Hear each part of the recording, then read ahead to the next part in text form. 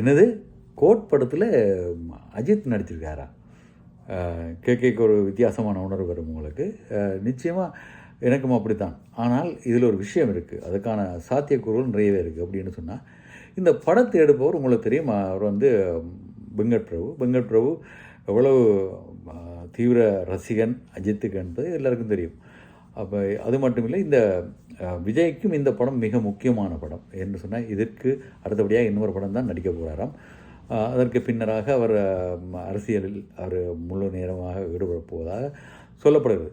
அப்போ இந்த அடிப்படையில் பார்த்திங்கன்னு சொன்னால், இதில் வந்து பல விஷயங்களை சிந்தித்திருப்பார் வெங்கட் பிரபுவும். அதில் முக்கியமான விஷயம் என்ன சொன்னால், இப்போ கிட்டடியில் வந்த ஒரு காட்சியில் கூட பார்த்திங்கன்னா தெரியும், மோட்டார் சைக்கிள் ரேஸ் காட்சி இருக்குது. மோட்டார் சைக்கிள் என்றாலே அஜித், அப்போ அது அஜித்தாக இருக்கலாம் என நம்பப்படுகிறது.